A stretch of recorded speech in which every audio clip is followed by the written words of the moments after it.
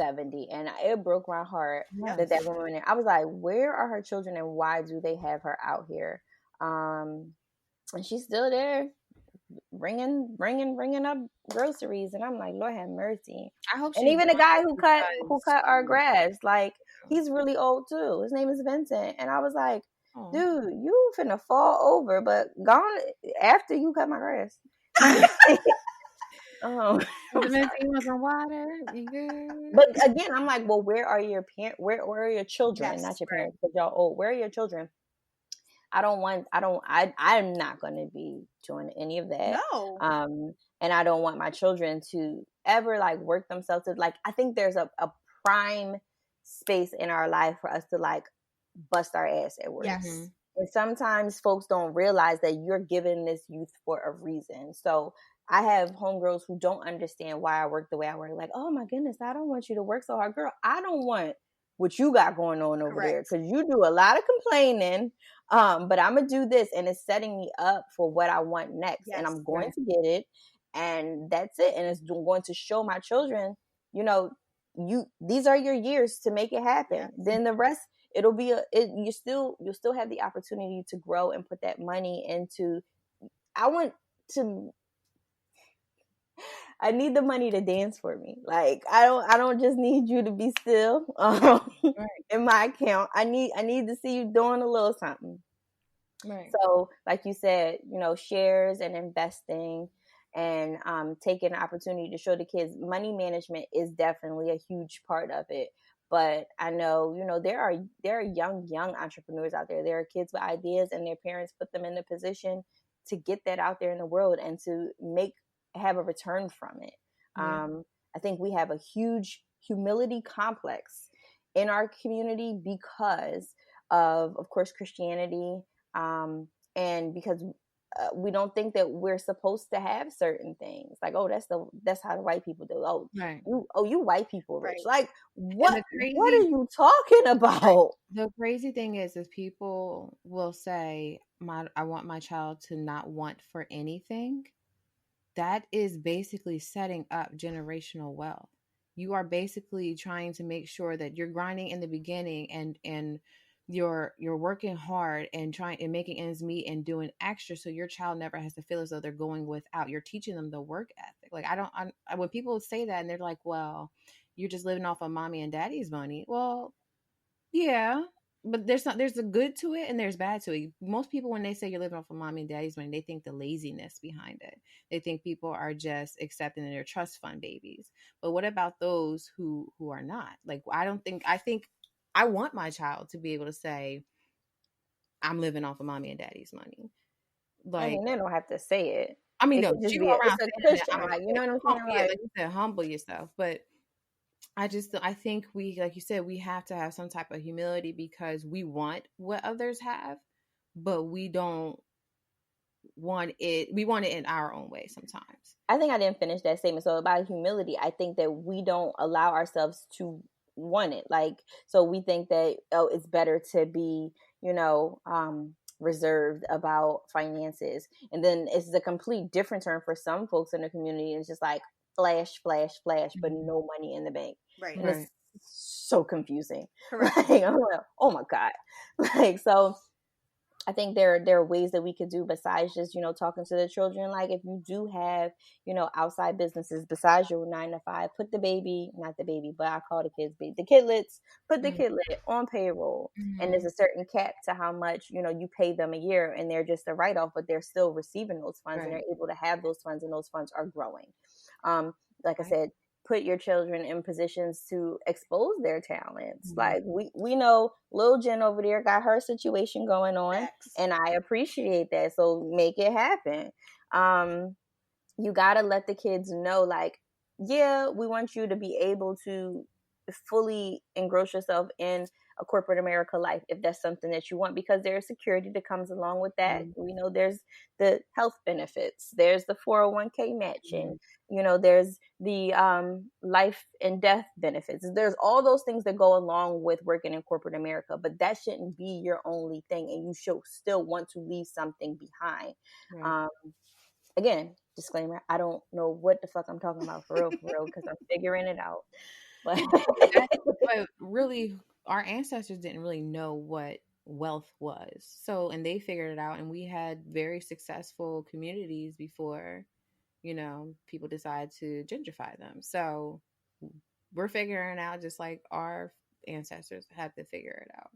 And I think, especially now during this pandemic and this quarantine, this is a perfect time for you to get on your grind and figure out what you want to do to help build that generational wealth, because they don't teach, and depending on where you live, they don't really teach basic economics anymore. Right. Like, I remember when I went to high school, I had econ, and that's how I learned about, creating business plans and entrepreneurship and everything like that. They don't really put that in the schools anymore, especially around in communities where they're heavily populated by African Americans. Why? I'll let y'all figure that out. But I think it's important to do the research now, especially when we have time to sit. And so when it's time to put into action where, you can open up that story you always wanted or something like that, you have the minimum covered already. Because like you said, like I've been teaching my daughter basics, business plans, everything since, March. Like, she started her own little whatever, and I was like, all right, well, we were your silent investors. You got to pay us back though.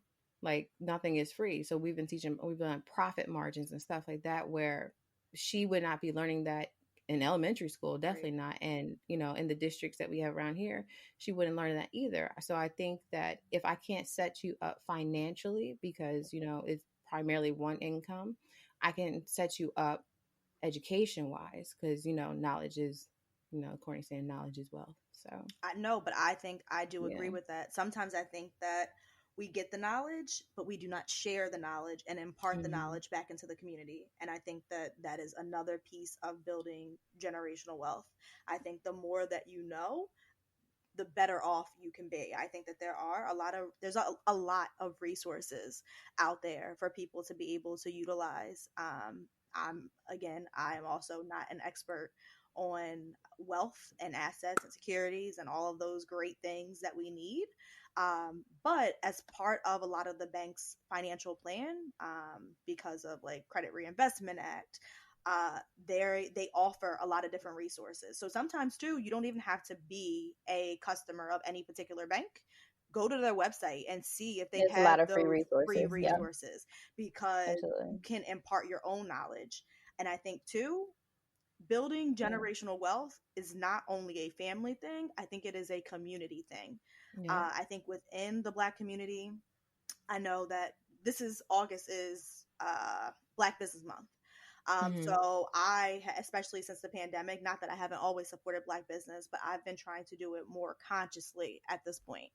So sometimes I don't like when I go online and I just see people talking about like, oh, is there a Black business that does XYZ where they have good customer service? Why do we do that? I don't think that I think that sometimes there is a stigma that comes along with Black business and quote unquote customer service, and people have an attitude. People have attitudes everywhere. Like we got to cut it out. People have attitudes everywhere. You get mistreated everywhere, but no one says when they went into Starbucks and that person that made their drink had like we don't do that. I think that sometimes, and I'm not saying that you should disregard any of your bad experiences, but sometimes we have to give some of these people some grace because they are small business owners and they do not have the wherewithal and they do not even know. Some things are not being outwardly done. I think that if we did a better job of protecting the community could start to give back to us. But we got to keep pouring into it, and we got to give each other grace, and we can't just jump on each other when things don't necessarily go as you have planned. So maybe you do give that same feedback, but y'all slide in each other's DMs for everything else. Right. Why can't you hit that person up? Y'all are online together. That's true. Why can't you have a private conversation? Now, if it becomes a habit, of course, no, we're not supporting it, because you want to know what? It's the same kind of concept when people try to say, oh, I don't just want to hire Black people just to hire Black people. I don't want you to hire Black people just to hire Black people either. I want you to hire the qualified person, period. Right. That's it. So same thing goes for small business. I don't want to support someone just because they are a Black business owner. I want to support them because they are a good business owner, but oh, by the way, they're Black and they're killing it. They're Black. Right. That's we just gotta hype each other up. We gotta keep each other going, and we gotta keep imparting knowledge amongst each other, amongst our kids, amongst the unborn kids, so that we gotta keep it going. Yeah, there are a lot of different channels that go into it, and like I said, it's not going to be something that happens overnight, and we're not going to see a significant change, but it does start with understanding that we have to put our families first. There's a lot of sacrifice that goes into it, a lot of opportunities for us to have to deal with people not understanding it and saying that we're selfish, and being like, well, cool, that's how you feel. Well, you can go, so bye. But no. I think you spoke to the article you found, and I know a lot of folks are like, okay, I read for work, or I just don't want to read. So you're going to put that information in the description for this, and then there's a video for WGBH, and it's actually called Generational Wealth and People of Color, and it talks about kind of what we touched on, how Jen opened up saying, the different types of assets and ways to build generational wealth, why we struggle with that in our community, and then some possible solutions to change the narrative for Black people. So we're going to include both of those. Yeah, Jen, you want to say more and wrap us up here, or what do you got? No, I really I think we've all pretty much said the same thing. I just really want us to get a sense of community, that your family is not just in one household. Your family is community-wide, neighborhoods and everything. And if one household wins, we all win, because you can be the role model. You could be the model and the foundation for everyone else. And, if someone sees you doing well, they're going to want to do well. So you never know who is looking, and your kids are looking. And I just think it's just important that we continue this conversation. It doesn't stop once this episode stops. This is an ongoing topic, and I just feel as though it's important that we need to continue the conversation, so that, like you said, our kids come visit me, pray to me, go visit my gravesite. Like, look, we millionaires now. I'm like, yep, I used to wake up hella early for this. So you're welcome.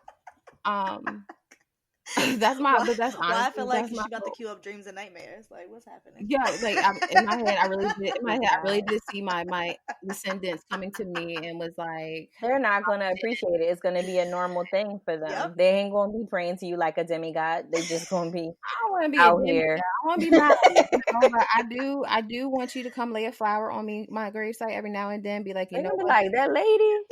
Who? Don't do that.